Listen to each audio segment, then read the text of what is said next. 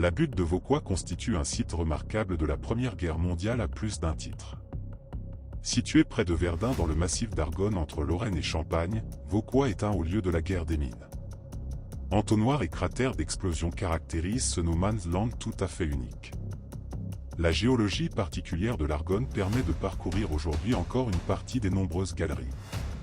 Creusées tant par les Français que par les Allemands, ces galeries de mines constituent un précieux témoignage du quotidien des soldats stationnés à Vauquois et des combats si particuliers qui s'y sont déroulés.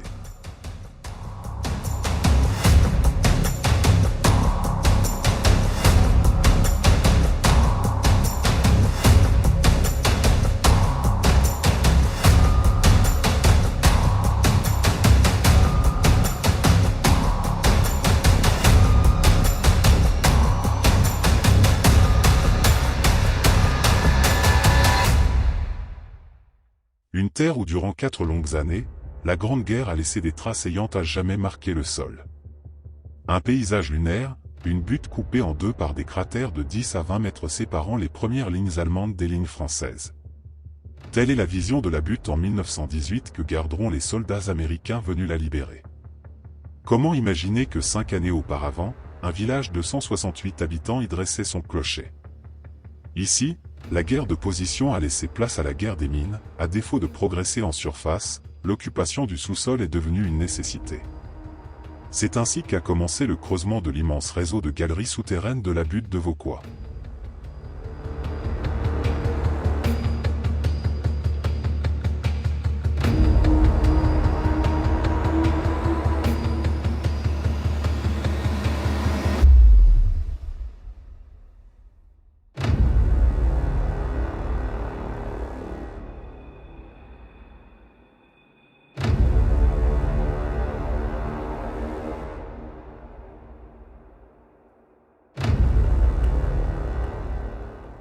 Théâtre d'un affrontement meurtrier, la butte de Vauquois aura connu toutes les horreurs de la Grande Guerre.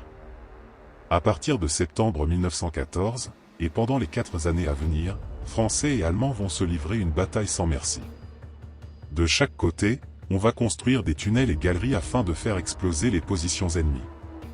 Ainsi, le champ de bataille va se transformer en véritable fourmilière explosive causant la perte de milliers de soldats. Au total, on recensera plus de 500 explosions. C'est à Vauquois que l'horrible guerre des mines atteindra le paroxysme de l'horreur. Retour sur cette bataille où, pendant 1500 jours, les hommes connaîtront un véritable enfer sous terre.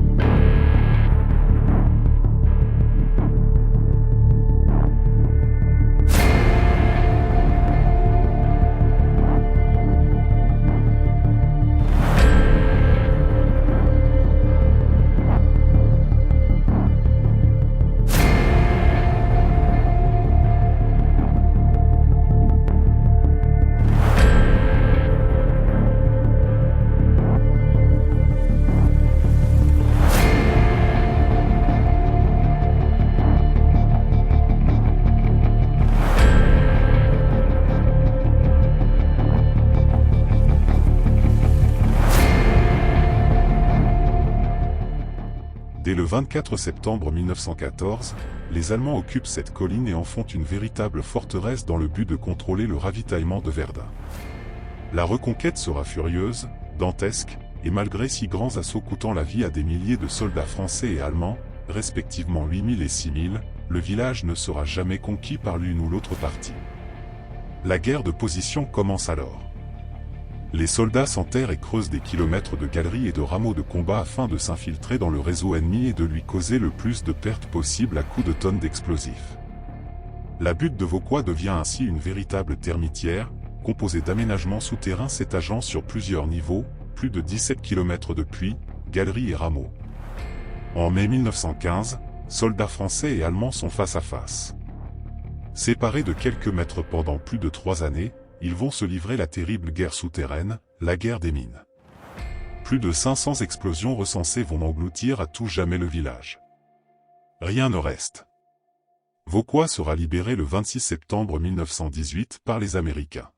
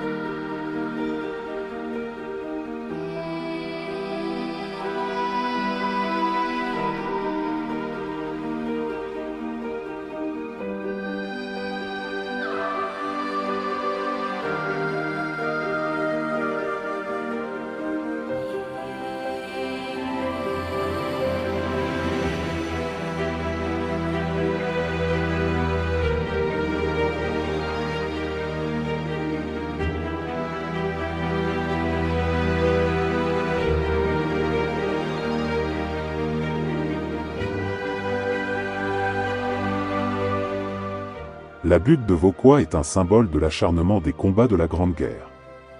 Le sommet de la butte se trouve, aujourd'hui, à une quinzaine de mètres en dessous de son niveau de 1914.